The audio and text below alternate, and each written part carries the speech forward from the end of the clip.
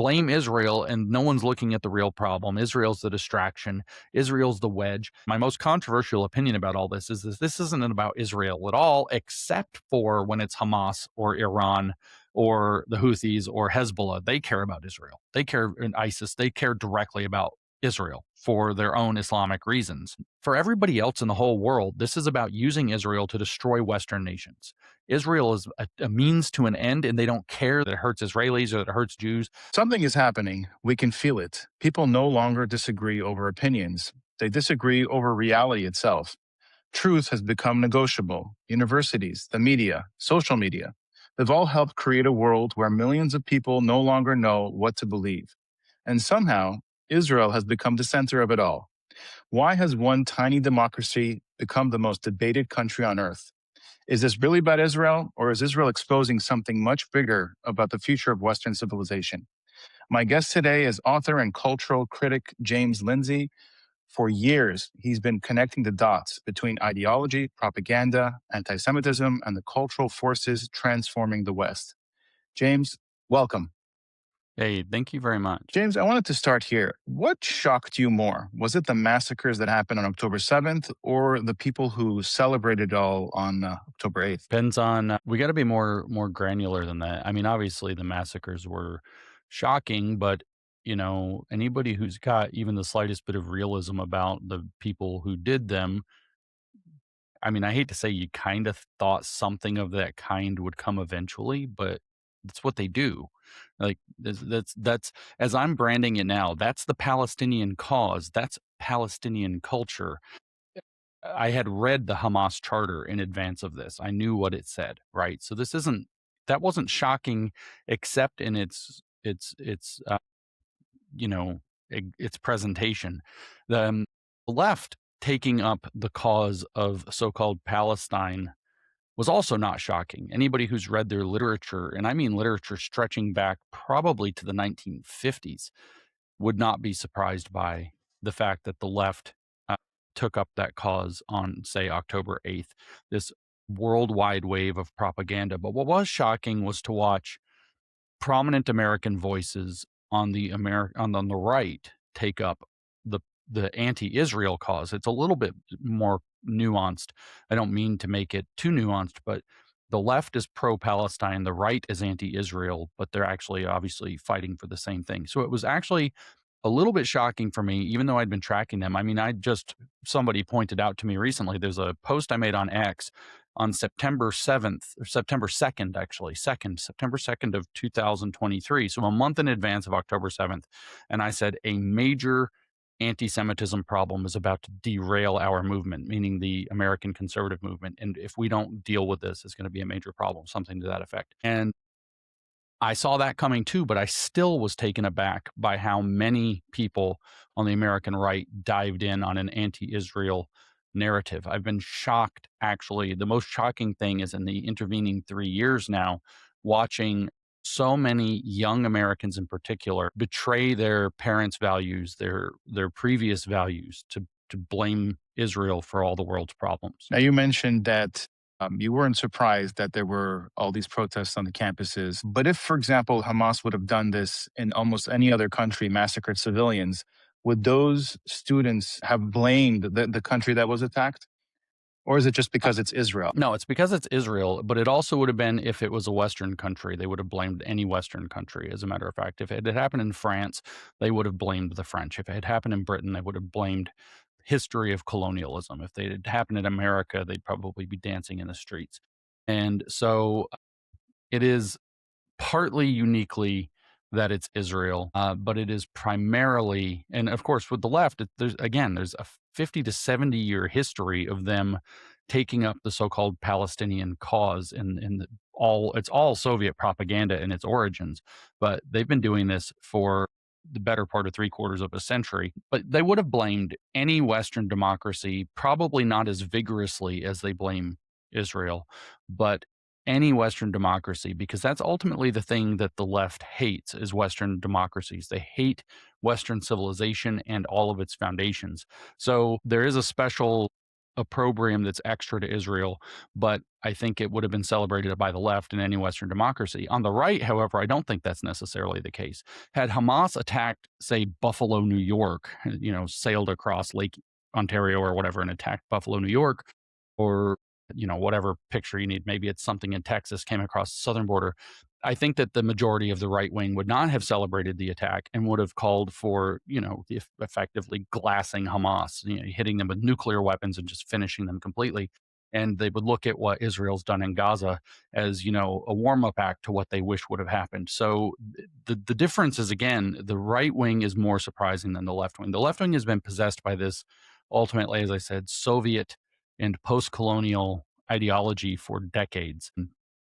And that is an attack on Western civilization and an attack on Western civilization having a presence in the Middle East, which the Soviets and now the Russians have wanted to control geopolitically for, most of a century because of its access to warm water ports and favorable, oil trading and all of this stuff. So it's, again, the left and right aren't the same here, and the left is not surprising at all if you've read their literature.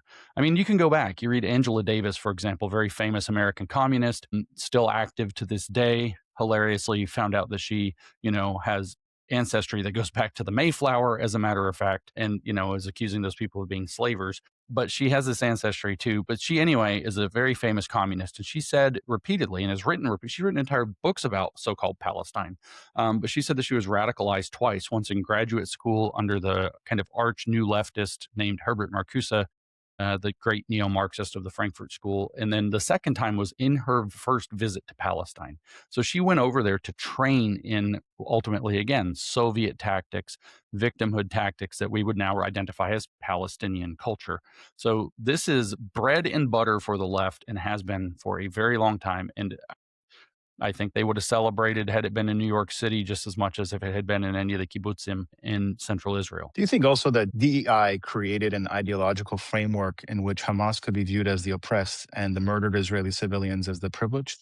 It goes the other way around. The Palestinian mentality and information that people like Angela Davis brought back to the US created DEI, but then DEI mainstreamed that into the American left. So DEI didn't create it.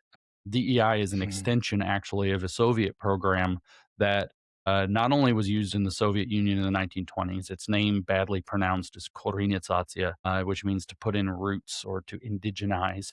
It means you're going to sound this is all going to sound very familiar when you hear the Palestinian cause, so to speak. The program of Korenizatsiya was to go around to ethnic minority regions that were going to be folded into the Soviet Union and to insist that they would have self-determination, that they would act in their own languages, that they would have their own kind of local nationalism, but that it would be characterized by certain things. So the Soviet Union would then lift up leaders, let's say in Georgia or in the Caucasus, that had, or Ukraine or wherever else within their fold, and they would lift up these leaders who were socialist, and they would pit them against the Russian chauvinist who wanted to push Russian values across the entire Soviet Union and say, no, no, no, we're not going to let you become Russified.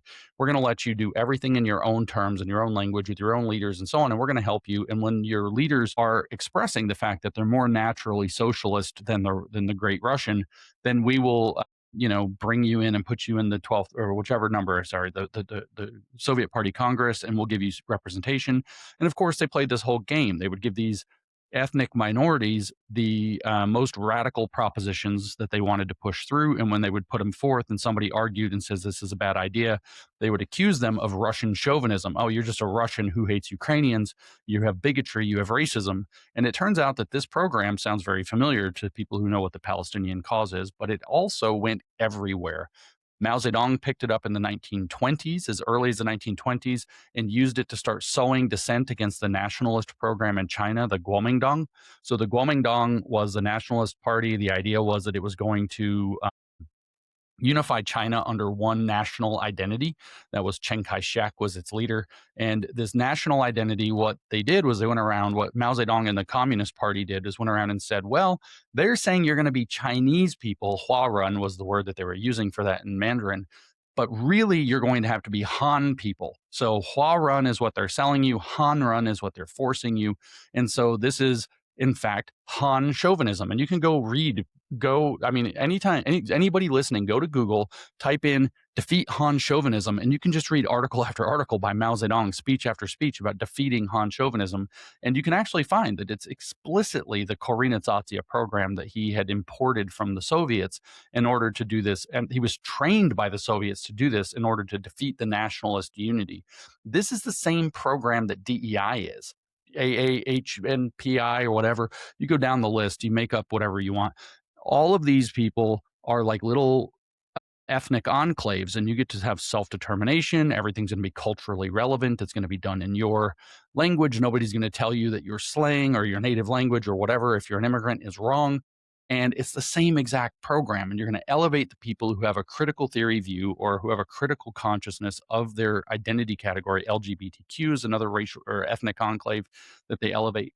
And you're going to put them into positions of power, blah, blah, blah. It's the same exact program. It's having exactly the same effect. By the way, the Soviets had to scrap it by 1928 or 1929 because it caused so much ethnic division in the Soviet Union. They couldn't unify so much. And then they had a grand unification program, a Russification program under Stalin that led to the murders of lots and lots of people in the ethnic minority groups under the brand name First Among Equals. Well, the Palestinian cause is exactly the same thing. It's the same thing applied to the, Arab nationalist kind of circumstance there in the Middle East following the collapse of the Ottoman Empire in World War I. The Balfour Declaration is made. Now, obviously, the British came in and told the Arabs, like, help us defeat the Ottomans, get them off your back, and we'll help you nationally determine, which was, turns out, a lie. In fact, you can go back and read from Balfour himself that he never really meant it. He just needed to help to win the war. And he basically thought they weren't worth the trouble. And immediately, once you have the Balfour Declaration, you actually have the explicit acknowledgement that they were going to reestablish the Jewish homeland and Eretz Israel. So now you have this kind of duplicity that helped them win the war, and you have this claim to an Arab nationalism. But if you read Hamas, or you read like the Muslim Brotherhood, they're not interested in nationalism at all. They in fact are against nationalism. They don't like the Saudis having a kingdom. They don't want a pan-Arab nationalism. They want the Ummah.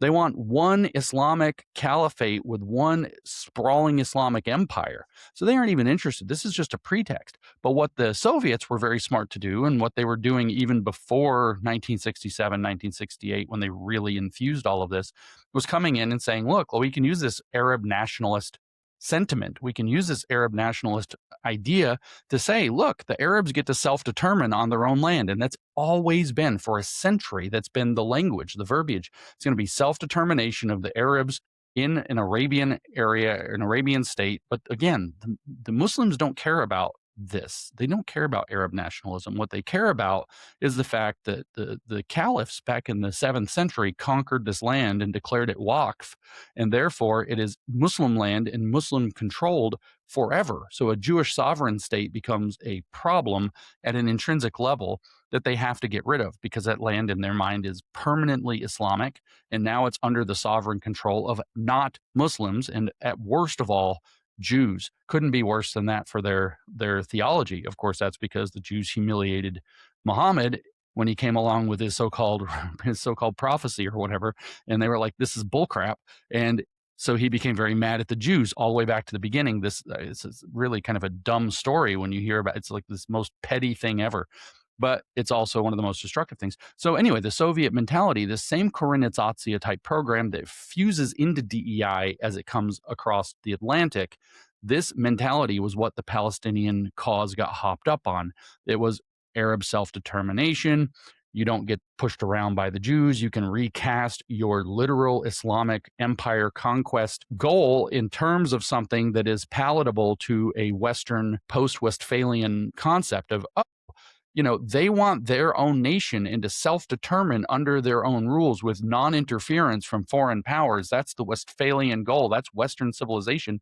But the irony is they're using that because neither the Soviet Union nor any of these radical Muslims ever wanted self-determination for Arab nations. They don't believe in nations in the Westphalian sense. It doesn't exist. They want the Ummah.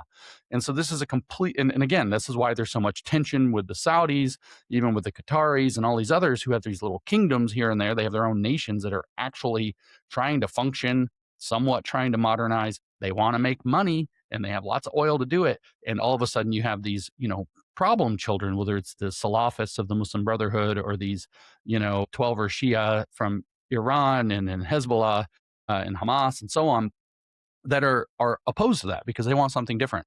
But the message that fuses to the left is the DEI message, which is the Koreanizatia message, which is the same message that Mao Zedong used to break the Nationalist Party through the 1930s in China, which is each ethnic group will not have in the imposition of some other outside ethnic group put on it. The message is the same. So it infuses in. So in other words, the leftists in America already had this logic drilled into them from a variety of sources. So when the Palestinian cause arises finally in their consciousness, they take it up immediately. It's literally the same logic. It's literally the same story. And so it's just another, in a sense, another chapter in the same book they already read. Now, at what point did universities stop producing critical thinkers and start producing these ideological activists? And how much responsibility do professors have for what's happening on campus, especially after October 7th? Okay, so that's a difficult question because the fact is it's still producing critical thinkers, just fewer. In fact, not predominantly. I'm much encouraged when I travel around the United States and encounter, pockets of engineering students or business students usually tend to be a lot of the political science students all tend to veer in a more conservative direction. So I see critical thinkers that are actually getting a real education decreasingly, I should say, coming out of fields like the STEM fields and some of these that conservatives tend to choose more often as a selection than their left counterparts, political science and business being two. So it still is, but it's been diminishing. And colleges of education in their own telling, the left's own telling, were taken over by the early 1990s, and in some effect have been not producing critical thinkers at all since the 1990s. Of course, that's all of our teachers and all of our administrators have to get certified in those. All of our curriculum producers have to get certified by those kinds of departments. And the leftists themselves tell that they had complete control of those departments by the early 1990s. The infusion really started just before the Vietnam War and through the Vietnam War. And it's been a slow takeover, a very slow 50-year takeover. If you really wanted me to stick like a flag in the moment where the universities were kind of more bad than good, I would stick it around 2005. This is the early 2000s is really the set of years where the university started to shift strongly in its focus, such that it was much more bad than good, undeniably by 2015. And since 2015, they've largely been critical theory, not critical thinking producing institutions with, like I said, shrinking bastions or shrinking islands of sanity and value that are still there. So this has been now over a decade where the universities have been producing, again, people who see critical theory as the way to think rather than critical thinking. And they're very clear, by the way. There are papers that they have written in great detail explaining the difference between critical thinking and critical theory. But they also say in these papers that they'll blur the line intentionally using the word critical in both cases so that it's ambiguous for a hearer who's listening. So critical thinking, they say, is rooted in this idea of and this is their phrasing, this is a technical formal term, epistemic adequacy, which is a nice academic way of saying knowing what you're talking about.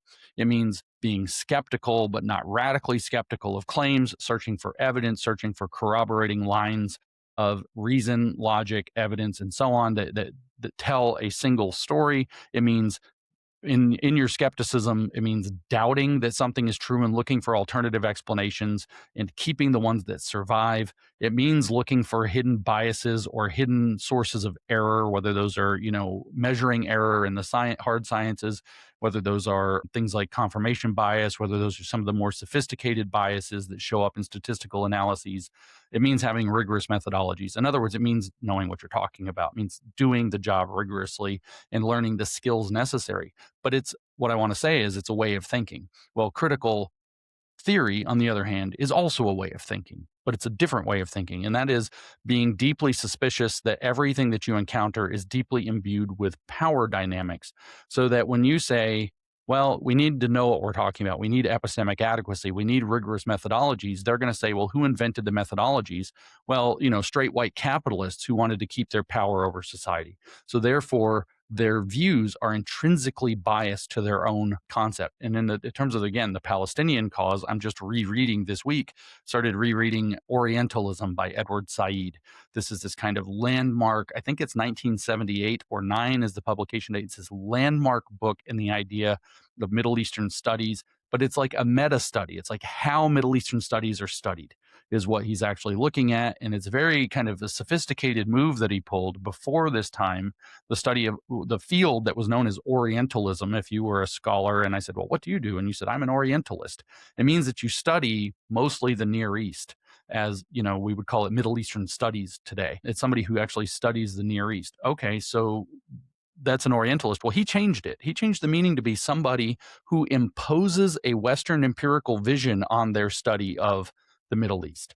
And so what it means is that you can't look at, say, Palestine, you can't look at any, Saudi Arabia, Egypt, any of these stories, the Muslim Brotherhood, or even, the Russian circumstance. You can't look at that outside of a Western imperial lens that wants, he says specifically, America, Britain, and France to come out on top in the world and to take advantage of these people that it sees as intrinsically lesser, which is not actually true. But what that means is what the universities have been teaching is this critical theory mindset that, say, for the Palestinian circumstance, you cannot understand the view of, say, Hamas by reading the Hamas charter, because you'll read it as a Western imperialist who doesn't actually understand it on the terms that are relevant to them, which in Black Lives Matter, 2020 language means shut up and listen to whatever the Palestinians say in all cases, and you're wrong. So it's just a technique to drain anybody trying to be objective of any moral authority. But they've been doing this, like I said, colleges of education have been teaching this, have been taken by this since, in their own telling, they say 92. I would say it's more like 97, 98 before they really had a full grip on it. But certainly the transition was through the 1990s, 30 years ago. Now, how much influence has Qatar, for example, or other countries purchased inside of American universities? And what is their goal? Is it to turn young Americans against Israel, or is it much broader than that? So I'll just disclaim a little bit before I answer this question that I'm not an expert. I don't trace money, I trace ideology. But I've seen a lot of the reporting that's coming out, and the reporting is shocking in terms of how much money Qatar has been dumping into American universities, American media and messaging, American influence operations, even directly with, politicians and so on. And a lot of it looks very bad. Of course, Congress right now has Anna Paulina Luna said something about it on Twitter the other day, that something is coming in the next week or so. That was it.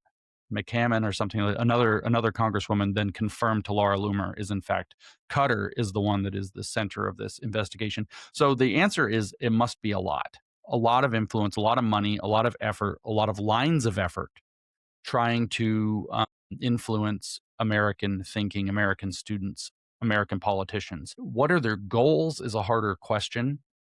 I've heard a lot of different things.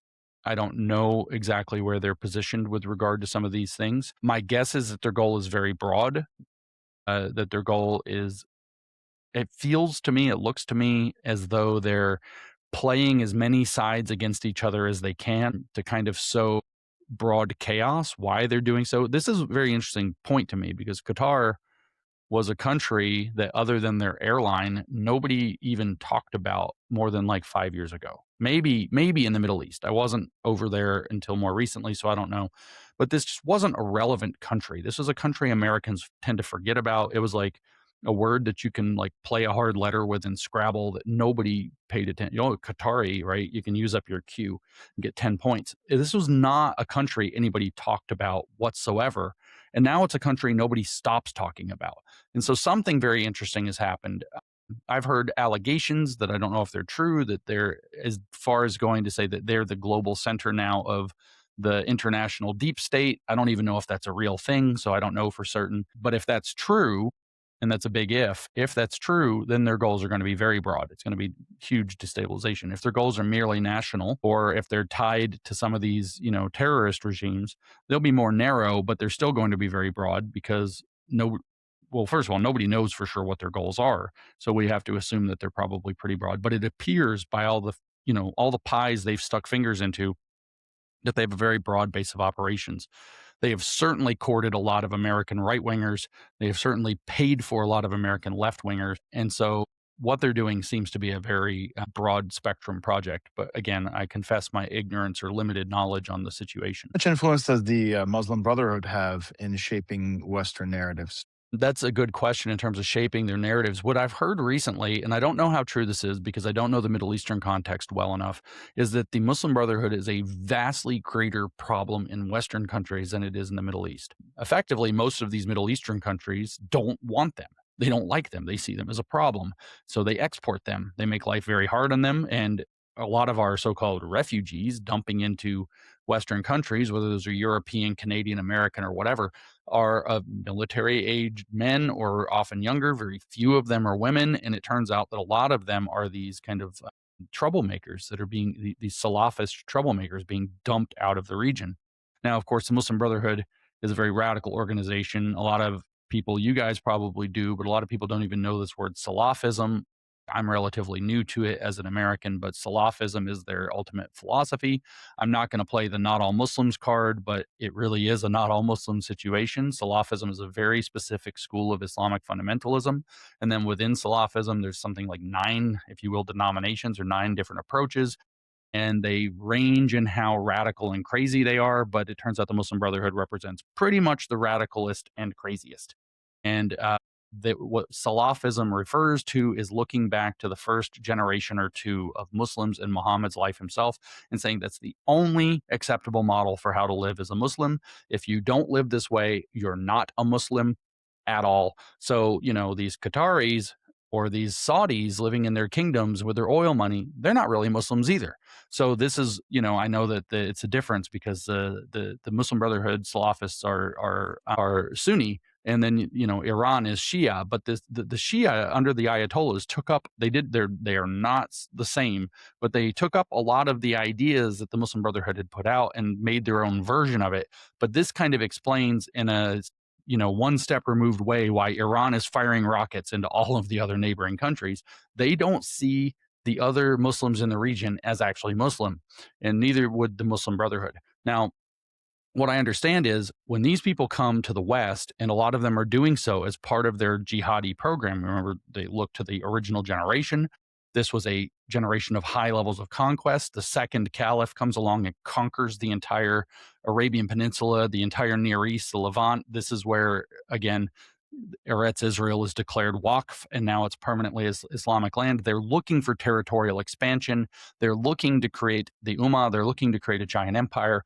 And so these Muslim Brotherhood Salafists believe that it is a holy mission that they must fulfill to go to the countries like in the West, whether it's Spain, France, Germany, Britain, Canada, United States, Australia, whatever, and Japan increasingly, and to establish a foothold there and to see themselves as warriors behind enemy lines to start establishing footholds to build the Ummah in other places. So they're much more radical and much more dangerous in this part of the world. Now, the problem is that, I just mentioned that they're in some ways distinct from the Saudis, but they're not, because the Saudi Wahhabis, who are another kind of Salafists, are actually the ones who ended up kind of reinvigorating the Muslim Brotherhood after the Nasser regime more or less destroyed them in the 1960s. The Nasser regime, is really trying to press down on them. They are pushing the pan-Arab nationalism kind of mentality. The Saudis are afraid of that Arab nationalism because they have their own kingdom, so they don't want an pan-Arab nation that they're going to have to submit to. So after the 6 Days War in 1967, Nasser and the Egyptians are humiliated. Israel blew them out in less than a week.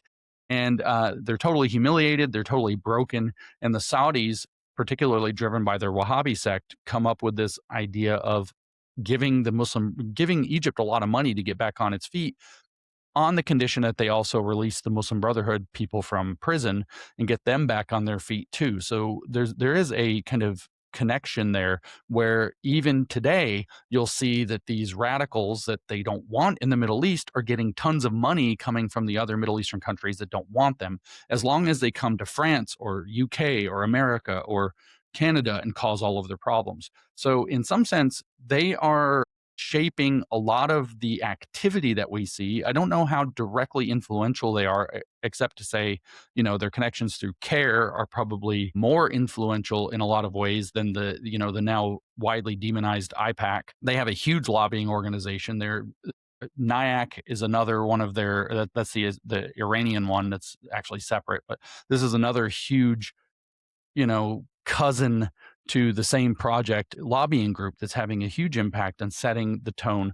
So what we're seeing is a lot of people, from what I'm hearing around the country in America, Canada, et cetera, that are officials who know better, who've basically been bought off to keep their mouths shut while the Muslim Brotherhood sets up shop and starts building out these entire neighborhoods and these, mosque complexes that are effectively just no-go zones eventually, that speak only Arabic, that raise their children outside of the system that they're allegedly supposed to be assimilating into, and so on, and effectively in the long run likely terror cells. And so they have a very effective strategy that is now coming to a poignant head.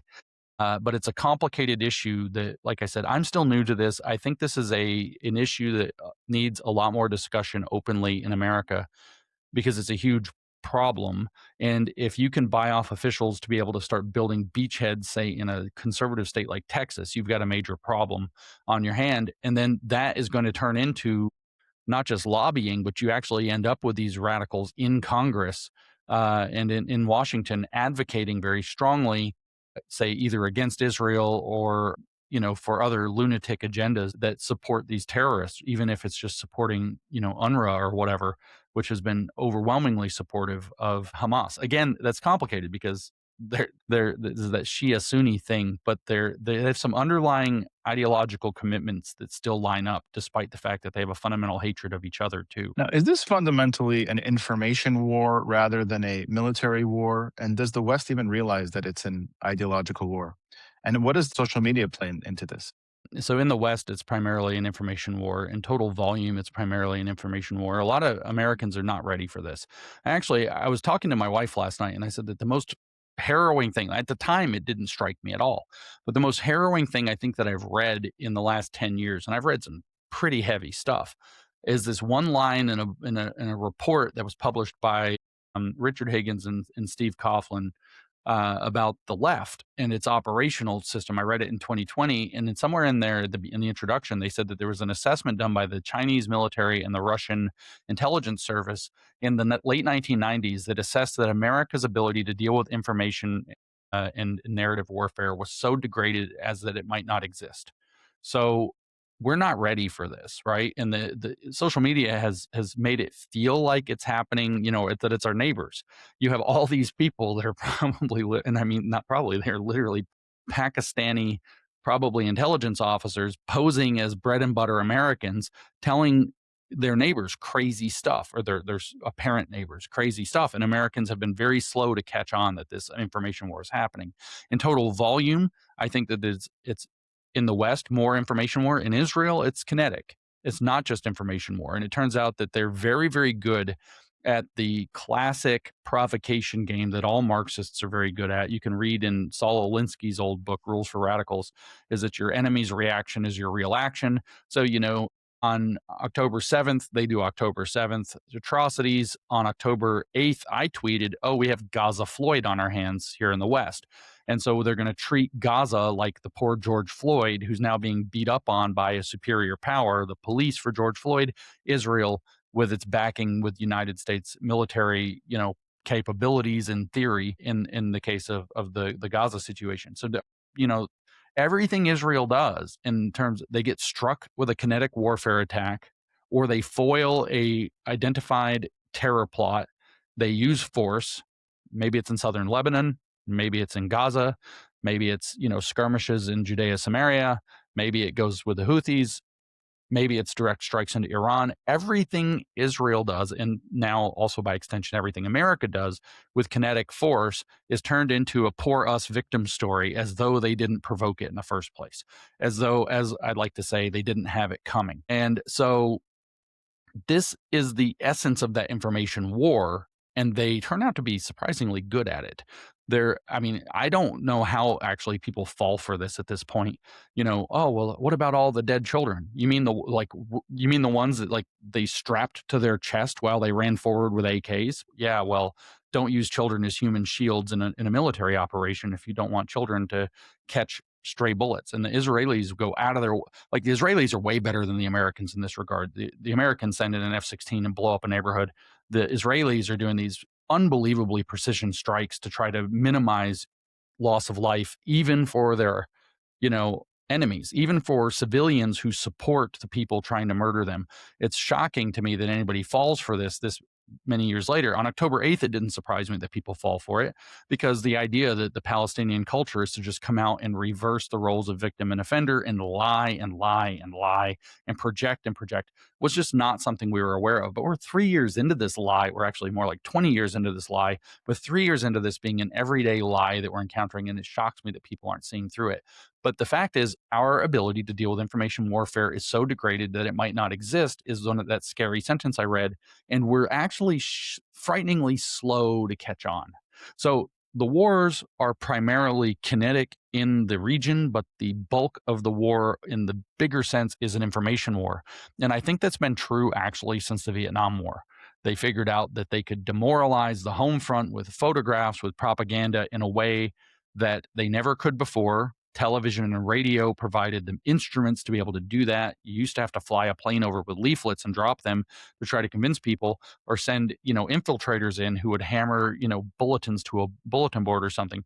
And now it's not like that. You could get them on, a sappy story on TV that you paid somebody to read. And now in the internet age, you can literally have a million Pakistanis posing as Americans and British and Scottish and Canadian, pretending to be your neighbors who are outraged by this, and create the effect of, as Martin Gurry wrote about it in The Revolt of the Public, you can create the effect of the Arab Spring in any country you want using the internet. So social media plays a huge role in saturating countries that are not used to being massively propagandized directly by their enemies with massive propaganda directly by their enemies.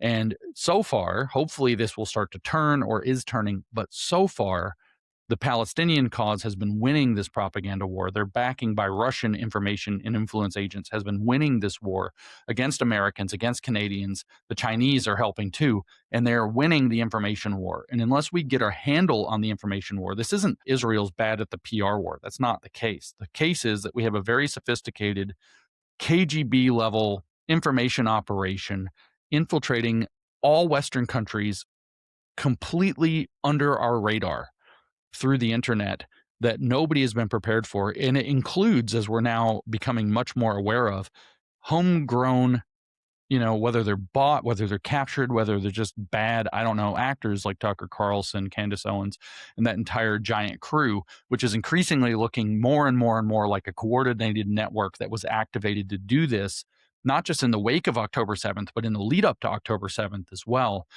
that we're all having to now deal with. I mean, I'm sure it's just a total big giant coincidence that Ian Carroll, who has pushed the anti-Israel line probably the hardest, weirdly in right-wing spaces since he's not even a right-wing character, just so happened to randomly publish a book about the Palestinian cause on and the problem of Israel on October 6th, 2023. I'm sure that's a massive, miraculous coincidence that he happened to lay that piece of track out the day before the attack. So I think there's a very broadly connected network of people who are very likely working directly with our enemies from within, that are also making this information war even harder for our high trust society Western countries to detect. Israel has this advantage that they live among terrorists, and every day is kind of a frontier survival story, and has been since its not even since its refounding in 1948, but since the beginning of the Zionism movement, plus the history of the Jews. So they have this advantage of knowing better than to act in a high trust way around low trust people, right? And Americans and Canadians and Westerners in general basically have been fat and stupid about information warfare and propaganda for decades, because we've had that luxury and we've lived in a very high trust society, and that's being taken advantage of in the same way that the conceptia was taken advantage of in Israel before October 7th.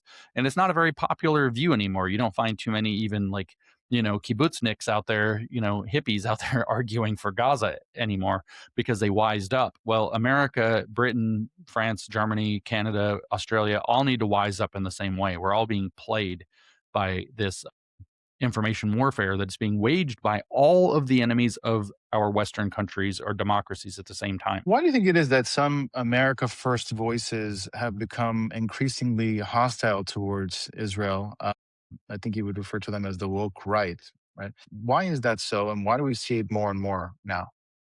Well, I mean, I have some guesses as for how, and then there's guesses as to why, and they're not the same story. The why is easier. The why is because it's a perfect wedge, and the way that this has happened is through massive propaganda of the type I just described. You have Russian agents who have posed as right wing cells. You have frankly traitors who might be Democrats, who might be assets of foreign governments, who might just be agitators for their own other causes, independent causes, who have been embedded within the broad MAGA movement from its beginning, who are pushing these kinds of views and have been pushing these kinds of views. Again, you have the entire Iranian and then the whole Palestinian propaganda machine backed by Russia and China. You have the Chinese who understand the benefits of this. From what I understand, the Pakistanis are very invested in this, and North Korea, believe it or not, is somehow somewhat sophisticated at this. I understand that very few of these entities are working together in the sense of an alliance, the way that the United States and Israel work together in an alliance, or the United States and Great Britain have worked together in an alliance. But they're more, alliances of opportunity or frenemies, if you will, to use the term, that they don't really get along, but they both have mutual benefit to attack America, so they are. But what the why is that it's a wedge. President Trump represents a massive threat to the breaking out of what is called the multipolar world model. The multipolar world model seems to have been a plan for a very long time. You see it on the kind of broad mondialist left under the World Economic Forum, which has been talking about the multipolar world and its emergence for decades. You see it in like the Center for Foreign Relations. You could even see the old kind of like Cato AEI, these kind of think tanks were talking about the emergence of the multipolar world. You could see it from Heritage. You could hear Marco Rubio giving speeches 3 or 4 years ago about the world as this is just a matter of fact that the multipolar world has arrived. The multipolar world, from the perspective of China, is a stepping stone to a Asian century dominated by Beijing. So they're behind this whole project. But then you have the Russian Duganites who have infested the American right wing, who've been pushing this multipolar world model. And the problem is that America is too strong, especially American business hegemony and American military hegemony are both too strong for a multipolar world to really take off. And people who understand actual America first agendas, like President Trump, are a major hindrance to the emergence of. President Trump doesn't want a multipolar world. He wants an American dominated world. He thinks that Americans are not a perfect steward of power, but the best steward of power that's ever existed in history, and they should remain the global steward of power. And even if you don't believe that we're all that good at it, by God, we're better than Beijing and we're better than Moscow. Putin and Xi are not exactly exemplars. The CCP and whatever the main party of Russia is are not exactly exemplars of ethical behavior in the world, whereas the United States, for all of its mistakes and missteps and foibles and errors and evil actions that it may or may not have taken, has been a generally good steward of peace, prosperity, opportunity, freedom all over the entire world. And President Trump understands this. So President Trump has to be disrupted. MAGA, the movement that supports him and any likely successor to him in the vein of political thought, has to be disrupted. And Israel's the wedge. So that's the why. The how has been this insinuation and this large scale propaganda campaign, largely to push this idea against those mondialist one world leftists. Oh, we're all going to have one happy one world family, the World Economic Forum, the United Nations will become like a global EU, blah, blah, blah. Well, this has been something that the American right wing has been horrified by since at least the Tea Party in 2008, 2009, as it started to emerge. So the American right wing now, for getting on 2 decades, has been horrified by this so-called globalist project. The right name for it is a mondialist project, this neo-mondialism that has captured the left wing and has the Democratic Party is representative of this and has increasingly become neo-Marxist in order to try to achieve its visions. Overlapping humanist language, overlapping cultural relativist lines have given a lot of foundation to that. but the right has been opposed to that. Well, we haven't been opposed to it in a clear-eyed way. We don't know what we're actually fighting. We're fighting globalists. Well, then you have Putin running a propaganda campaign starting when he invades Ukraine in 2022 that Russia's great because it's against all the woke stuff. It's anti-LGBTQ. It's pro-Christianity. Never mind, it's only pro-Russian Orthodox. And otherwise, you're going to find yourself in jail. It's pro-Christianity. It knows what a man and a woman is. They have great, clean, natural environments and wonderful fishing and hunting and all the things you want. Tucker Carlson goes over, talks about how wonderful the train stations and the grocery stores and the bread are in Russia. There's this huge propaganda campaign that's pushed to Americans, American right wingers who don't like the mondialist globalist project, saying Russia is opposing this. I remember actually even being somewhat seduced by this, listening to Vladimir Putin talk at the World Economic Forum a few years ago, and his speech was just an absolute condemnation of their project. And I thought, well, I don't think Putin's a good guy, but he's making a lot of sense here. And that's me getting sucked into this propaganda line. The thing is, the enemy of my enemy is not necessarily my friend in reality. But for the not clear-eyed, patriotic right-wing American, not even to count these, subversives and, possibly foreign assets or bad actors, the actual patriotic Americans see there are very few places in the world. President Trump is one, Vladimir Putin is one, and that's about it, that are standing up to this globalist project. They must be kind of in the right. The Democrats go all in on Ukraine in ways that actually cannot be defended because there were mondialist goals there as well. That, again, we've never had the clarity of language in our movement to explain this. So all of a sudden, it must be, if Ukraine is the side that the Democrats are taking for a weird globalist agenda that they keep talking about, our democracy this, our democracy that, then Russia must be kind of right. And this mentality of just friend and enemy in politics has led a lot of American right wingers to believe that this Duganite, Russian centered multipolar project is the one that resists the globalists. Right. And so they're kind of on board with it, or they're at least susceptible to this propaganda. Well, it turns out they are all, this project from Russia is extraordinarily against Israel. It's extraordinarily against the idea of a U.S. alliance in the Middle East. They actually describe this, Dugan describes this in his book, The Foundation of Geopolitics, as an anaconda strategy put forth by the Atlantic nations to strangle first the Russia, then the Soviet Union, then Russia again as history unfolded. Whether it was the British Empire, whether it's America, whether it's NATO, over time has basically constricted the Asian continent like a snake by taking strongholds, say in the Middle East, like in Israel. So they see this as an imperialist project of Britain, France, and the United States to put a stronghold in Israel that shares its values, that it will make military alliance with, and that they see it as its main purpose is to keep Russia out of warm water ports, at least from the Russian perspective. The Muslims, of course, have a different perspective, but the Russians have intentionally not just allied themselves openly with the Shia in Iran and then with the radicalism from the Sunni radicalism throughout the region to cause destabilization of that arrangement. They have actually come in almost like Yasser Arafat was a KGB agent, for God's sake. I mean, almost all of this is downstream from Soviet and Russian agitation and training, even though it's now taken its own kind of Salafist, or 12er Shia dimension to it since. And so in a geopolitical sense, all of these American enemies, whether it's China wishing to use this model as a stepping stone to its own power, whether it's Russia trying to reassert itself in the world stage, or in my opinion, people ask me, well, James, what do you think Russia's motivation here is? And I'm like, revenge. They don't care if they rise as long as the people who laid them low die. All they need is for America to be destroyed and they'll be happy. I don't think they even care if they get anything out of it. Imagine the humiliation of the Soviet Union. And of course they're going to want to destroy America. And so for me, revenge is a bigger motivation. They're an embittered, humiliated national psyche. It's a perfect and then you got ex-KGB Putin running the place. It's a perfect motivation for them. But at any rate, what you have is this environment in which all of this propaganda has been the right wing has been very susceptible to all of this propaganda and a lot of motivations to push it. So the reason that they're focusing on Israel is because Israel is a wedge. They know that, for example, evangelical Christians and conservative Jews will not get on board with any of this anti-Israel nonsense. So they know they can split the MAGA movement. If they can break the evangelical base off of the MAGA thing, overall because of Israel, that's a major win. Secondly, they know that the American military is one of the biggest problems in the entire world that they have to take care of.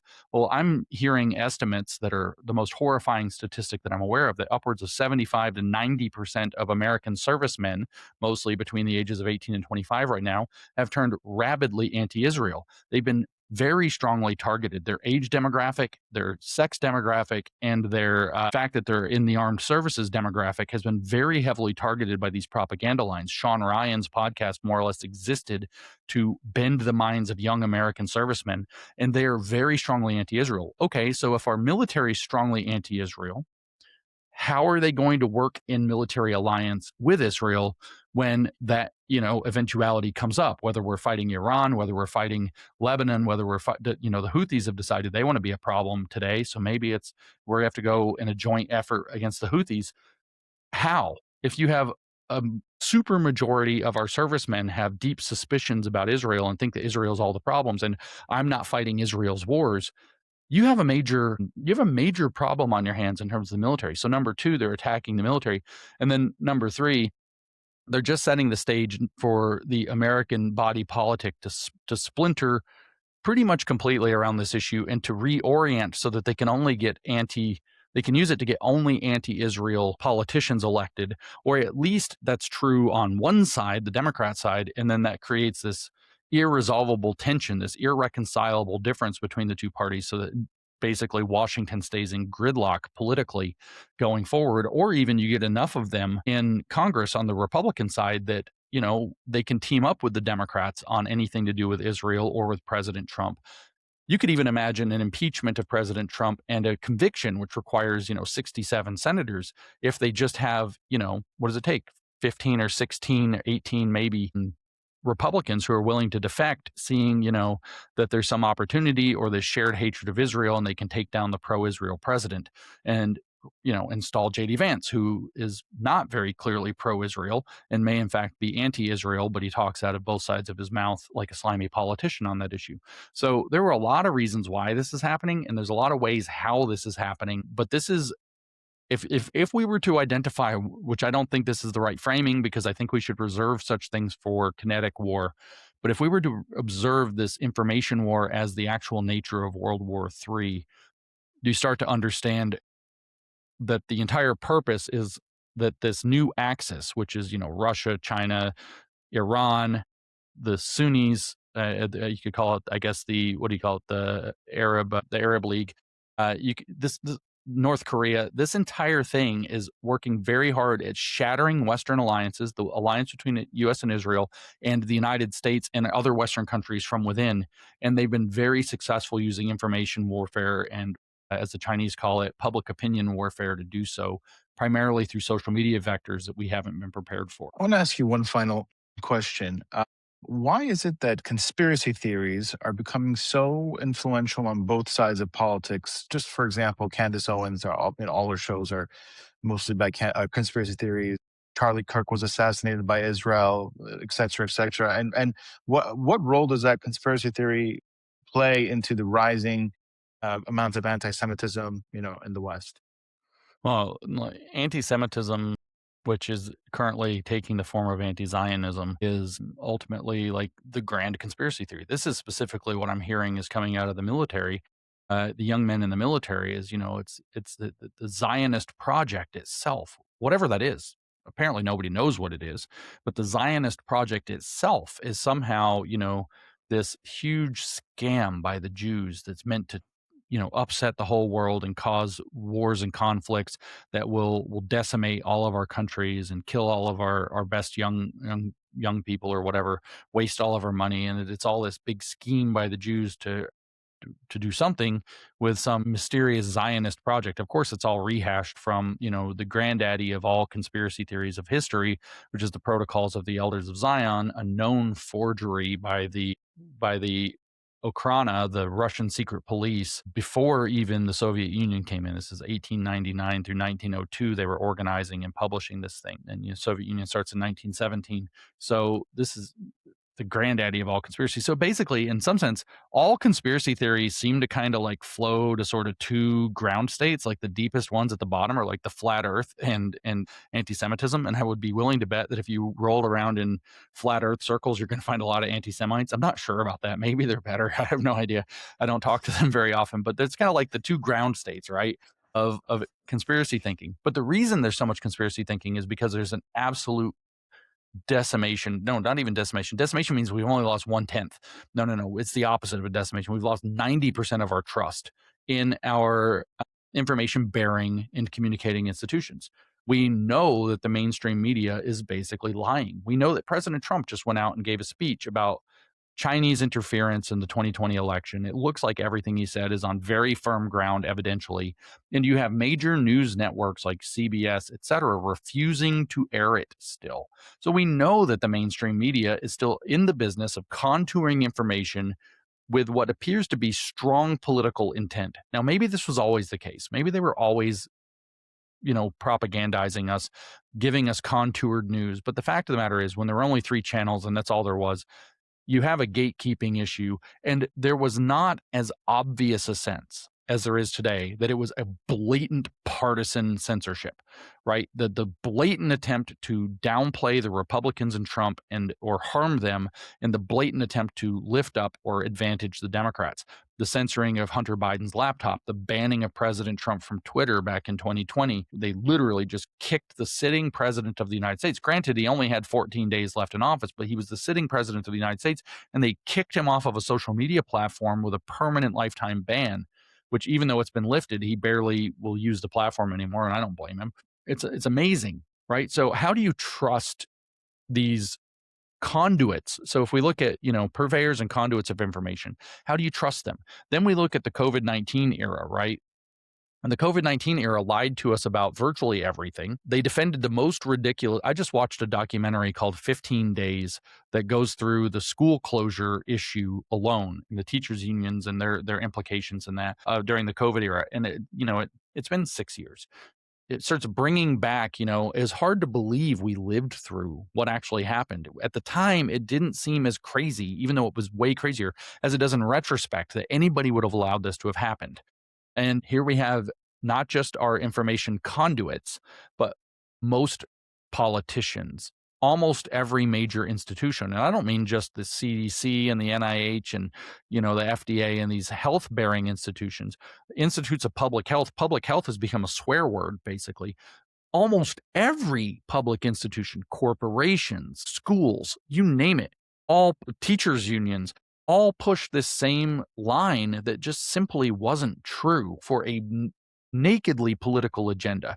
With the teachers unions, it was very clear. They even said that their objective was to get $1 trillion out of the federal government, so they'd keep schools closed until they got $1 trillion to open schools safely. But they just wanted $1 trillion. It was an extortion racket, and they kept American kids out of school for a year and a half on an extortion and permanently damaged many, many, many of them. Millions and millions of American children are permanently damaged because the teachers unions ran an extortion racket to get $1 trillion out of taxpayer dollars out of the federal government in order to open schools safely, which was a lie. It was just a lie. So how do you trust anything? Well, when you don't trust anything, you need terra firma. And to believe that there is an agent behind your problems, that there's a they out there, even if the they is a shadow, but if the they is, the Jews or the Israelis or the Zionists or whatever it happens to be, or the neocons, who actually usually tend to be Zionists. If you have a nameable enemy that's causing all of your problems, you feel like there's this sense of control. If somebody could just do something about them, you could solve the problem. And I think this is the nature of the vast majority of most conspiracy theories. You have a absolute bottoming out of trust in information bearing, producing, and communicating institutions. We have no reason to trust these institutions now. I'm completely on board with that. And in that lack of trust, you start looking for something that you can grab hold of to understand the world around you, because you don't have the tools. You don't have any of the shortcuts or heuristics for making sense of it. And then that there's a bad guy out there who can be blamed. And in this case with COVID, there are bad guys out there to be blamed. The Chinese government would be one. Some of these public health officials that are not being held accountable is another. You start looking for explanations for that, and you grab onto some they, and at the very bottom of that pile is always going to be Jews, or somehow, this weirdly successful minority group that's always on top somehow, even though there's 0.2% of the world population. No Joe Rogan, there's not a billion of them. There are 15 million, just a little over that in the world. And somehow they're so rich, they're so powerful, they're so influential. It might be that they study hard, work hard, believe in success in life. I don't know. But no, there must be a conspiracy. And so they arrive at that because when they can blame somebody, they can imagine the problem having a solution. And then they can imagine the problem having a solution. There's like something to hold on to. So psychologically, I think that's why they've taken off. And I think that's why they veered toward anti-Semitism. But just like with the protocols of the Elders of Zion, which were released as a distraction from what the Okhrana itself was actually doing. The Russian secret police were actually doing a lot of very nefarious things, including to Jews, including ghettoizing them and, all kinds of abuses that led to them infamously, in some numbers, not the numbers that are reported falsely online, but in some numbers supporting even the Bolsheviks, 5 to 7% support for the Bolsheviks, much higher support for the Mensheviks, much higher support for the Jewish Bund, but I digress. This this stuff that the Okhrana itself was doing was being covered up by saying it was all a deep secret plot by, I guess it's this motion here, by the Jews that were trying to secretly take over the world with their, learned elders of Zion or whatever. And the same thing's happening now, right? We have huge amounts of funding dumping into our universities, into our media apparatuses, into our politicians from Qatar, from other, kind of pan-Arab or Arab League sources.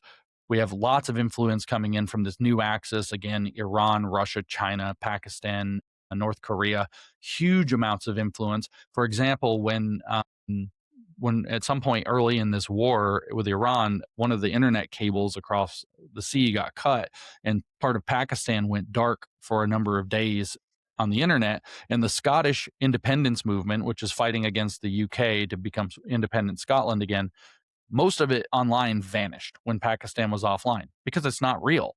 It's a Pakistani intelligence operation, or this new axis, as we should call it, operation against Scotland. But this is happening in every Western country, and in America probably the strongest. And if they can get us saying Israel's the problem, then we're not looking at what Qatar is doing, and we're not looking at what Iran's doing, and we're not looking at what Russia's doing. We're not talking about what China's doing. We're talking about, pardon my French, we're talking about bullshit that's been ascribed to Israel. Instead, we're chasing Jews around when we are actually therefore wasting our time and our energy ignoring the actual problem. It's almost just a guarantee at this point that whatever they're saying Israel's doing, you can probably blame one of these Middle Eastern countries or Russia for or China for, and you're probably correct. If they're all Israel's paying a bunch of influencers, no, Russia is. Okay, now next, this is Qatar is. Okay, next, this is almost so transparent. It's one of these things that at this point I don't understand how people don't see it. But the purpose is the same. The Okhrana was doing evil things. They wanted to cover their tracks. They put out a false story that it was the Jews, so people would blame the Jews when their bad activities actually happen. They go out and they like mess up a neighborhood, and it was the Jews that arranged it. And now people get mad at the Jews, not at the secret police. And it's the same story now. You come out and you run all these propaganda lines. Israel's paying influencers to say things about JD Vance, and now you're ignoring the fact that almost all of these guys that are saying that have either worked directly with the Russians or have been to Qatar on lavish trips in the past 2 years. And so you're not talking about the real problem. You're not talking about the real lobbying. You're blaming Jews instead. Same mechanism, same purpose. The sad part is that the protocols of the Elders of Zion and this technique were designed to trick illiterate peasants, not designed to trick sophisticated, allegedly first world educated Americans. And I have been personally vastly depressed and psychologically injured watching my countrymen fall for propaganda that's so transparent, that was designed for illiterate peasants, that it just kills me to watch it happen. But here we are. So that's why. That's the story. It's the same story. Blame Israel, and no one's looking at the real problem. Israel's the distraction. Israel's the wedge. As a matter of fact, my most controversial opinion about all this is this isn't about Israel at all, except for when it's Hamas or Iran or the Houthis or Hezbollah. They care about Israel. They care, and ISIS. They care directly about Israel for their own Islamic reasons. For everybody else in the whole world, this is about using Israel to destroy Western nations. Israel is a means to an end, and they don't care that this hurts Israel or that it hurts Israelis or that it hurts Jews. Some of them think that's maybe a bonus, but this whole operation is designed to damage America, to damage President Trump, to damage the MAGA movement, the conservative movement more broadly, to split evangelicals apart, to shatter Western countries, to gridlock Western parliaments over this issue so that none of them can move, none of them can be effective, and also to distract the American and other Western populations so that they're not pointing at the right problems, which are all being generated by the people that are pushing the propaganda against Jews in the first place. So it's barely about Israel, but Israel is the centerpiece. As I've said before, if you really want to make a man angry, you insult his wife, right? And then you say, well, the guy attacked that guy's wife. No, he didn't. The guy attacked the guy, but he used his wife as the tool. So Israel is in this metaphor, the wife. You attack the wife as a means of attacking the guy. So here you attack Israel as a means of attacking America. And I think that that's the main thing that's going on. And a lot of people are misunderstanding that. I want to thank you for your time. I really gained a lot from this conversation, and I'm sure that our audience will as well. How can people find you on social media, find your books, and read what you write? Sure. Yeah. My website is called newdiscourses.com. The podcast is the New Discourses podcast, wherever you listen to podcasts, or you can find it on the website. Again, that's newdiscourses.com. I have a bevy of books out. Most famous among them is called Cynical Theories, that was published in 2020. It actually gives an overview of all of these so-called woke theories and their roots in postmodern literature from a left-wing perspective, believe it or not. We wrote it from a left-wing perspective specifically. A lot of conservatives have been frustrated by that, but it actually got us under the radar in a lot of ways. And my most recent book is called The Queering of the American Child, which dives into the application of queer theory into what the left calls critical pedagogy, which is what's taken over our schools. That book came out actually in 24, so it's been a little while. And I've got another one hopefully coming before the end of the year. The working title, which will be the final title, I think, is How to Be an Anti-Leftist. So keep your eyes open for that. But the website, again, is newdiscourses.com. It's mostly podcasts. There's occasionally articles, but there's a lot of podcasts you'll want to dive into where I read things to people mostly from primary sources. I've done a lot with the Nazis recently. So if you want to understand what the Nazis really thought, I read it to you. You don't have to guess. I'm not making it up. It's right there on the page and you can hear me say it. Amazing. Thanks again. Appreciate it. Yeah, absolutely. Okay.